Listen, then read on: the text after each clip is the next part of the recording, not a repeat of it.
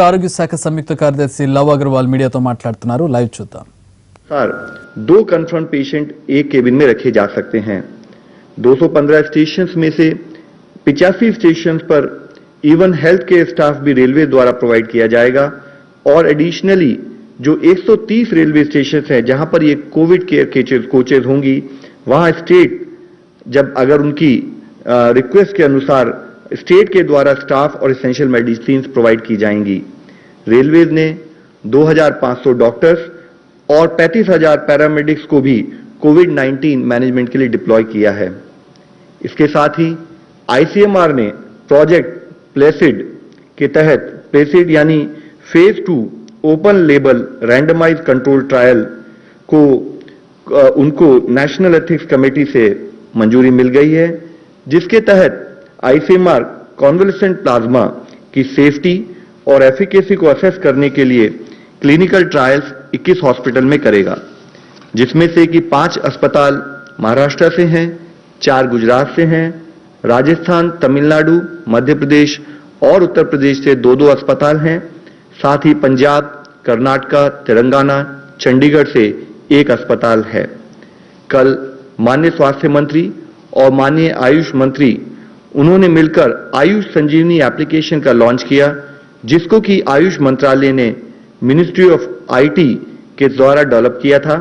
साथ ही 2 interdisciplinary clinical research studies जो एक जॉइंट इनिशिएटिव के रूप में आयुष मंत्रालय, मिनिस्ट्री ऑफ हेल्थ और ministry of science and technologies ICMR के साथ मिलकर उसको भी लॉन्च किया गया. इन स्टडीज का मुख्य उद्देश्य है कि आयुर्वेदा को प्रोफाइलैक्सिस के लिए रूप में कैसे इस्तेमाल किया जाए और उसको स्टैंडर्ड केयर फॉर कोविड-19 से संबंधित एडिशनल सपोर्ट के रूप में कैसे यूज किया जा सकता है. इसी के तहत दूसरी स्टडी के द्वारा population based intervention on the impact of Ayush based prophylactic intervention जो कि आयुर्वेद का इस्तेमाल कोविड-19 के प्रिवेंशन में हाई रिस्क पॉपुलेशन को स्टडी करेगा. माननीय स्वास्थ्य मंत्री जी ने तमिलनाडु, केरल, कर्नाटक और तेलंगाना के राज्य स्वास्थ्य मंत्रियों से भी उनके प्रिपेयर्डनेस और कंटेनमेंट एफर्ट्स की समीक्षा की. इससे पहले माननीय स्वास्थ्य मंत्री ने यूपी, उड़ीसा, वेस्ट बंगाल, गुजरात और महाराष्ट्र के स्वास्थ्य मंत्रियों के साथ भी वीडियो कॉन्फ्रेंस के द्वारा बातचीत की और उन्होंने कहा कि राज्यों को हर संभव मदद दी जाएगी. उन्होंने यह भी कहा कि अन्य राज्यों से आने वाले माइग्रेंट वर्कर्स की उचित क्वारंटाइन व्यवस्था हर जिस स्टेट में वह लौट रहे वहां की जाए और सारी यानी कि सीवियर एक्यूट रेस्पिरेटरी इलनेस और इन्फ्लुएंजा लाइक इलनेस केसेस की सैंपलिंग और टेस्टिंग की उसको बढ़ाया जाए, उसकी आवश्यकता पर भी उन्होंने बल दिया. माननीय स्वास्थ्य मंत्री जी ने रेड क्रॉस वॉलंटियर्स द्वारा देश में किए जा रहे रिलीफ मटेरियल के डिस्ट्रीब्यूशन को भी वर्ल्ड रेड क्रॉस डे पर सराहना की.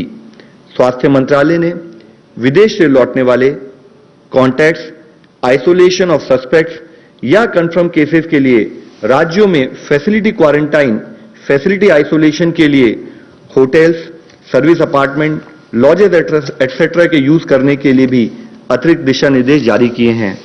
यह services clinically assessed, pre symptomatic और वेरी माइल्ड केसेस के लिए प्रोवाइड की जा सकती है, जिसके तहत जो लोग जिनके यहां पर रिक्वायर्ड होम आइसोलेशन की फैसिलिटीज अवेलेबल नहीं है वह इसका इस्तेमाल कर सकते हैं. लेकिन इसके लिए जरूरी है कि जो भी ये होटल हों उनमें इन हाउस फैसिलिटी हो एक ट्रेन डॉक्टर और नर्स की, और जो उन सस्पेक्ट और कॉन्टैक्ट केसेस को वहां पर रेगुलरली मॉनिटर करें.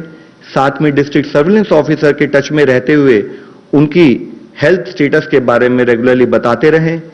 एक लैब से उनका प्रॉपर टाई अप होना चाहिए. साथ ही वाईफाई फैसिलिटी के द्वारा आरोग्य सेतु एप्लीकेशन का इस्तेमाल उन पर्टिकुलर सस्पेक्ट और पेशेंट कंफर्म केसेस द्वारा किया जाना चाहिए. जो भी लिनन, टॉवल या जो भी रूम का इस्तेमाल हो उसको रेगुलरली डिसइंफेक्ट किया जाए और सारी infection prevention and control guidelines का फॉलोअप किया जाए. इसके साथ ही जब माइग्रेंट वर्कर्स अपने रेस्पेक्टिव स्टेट्स में वापस लौट रहे हैं, इस बात पर एम्फेसिस होना बहुत जरूरी है कि मूवमेंट के दौरान उनको इन्फेक्शन प्रिवेंशन मैनेजमेंट से संबंधित सभी प्रिकॉशंस का फॉलोअप हो, जैसे कि ऑर्गेनाइज किया गया हो, वह चाहे होम क्वारंटाइन हो या फैसिलिटी क्वारंटाइन हो. सभी नियमों का पालन किया जाए। यह कार्य करते समय माइग्रेंट वर्कर्स, उनसे हमारी रिक्वेस्ट है कि वह समझें कि जो भी एफर्ट्स किए जा रहे हैं वह उनकी, उनके परिजनों की तथा उनके शहर और उनके गांव की रक्षा के लिए हैं। सभी डूज एंड डोंट्स का पालन किया जाए। सभी लोग physical distancing, hand hygiene, respiratory hygiene और रिक्वायर्ड सैनिटेशन और एनवायरमेंटल हाइजीन का एक बिहेवियरल चेंज के रूप में अपनी लाइफ में पालन करें। वह क्वारंटाइन की गाइडलाइंस का अमल करें और अपने लोकल एडमिनिस्ट्रेशन का सपोर्ट करें। धन्यवाद। धन्यवाद। अनंत प्रकाश पांडे, इंडिया।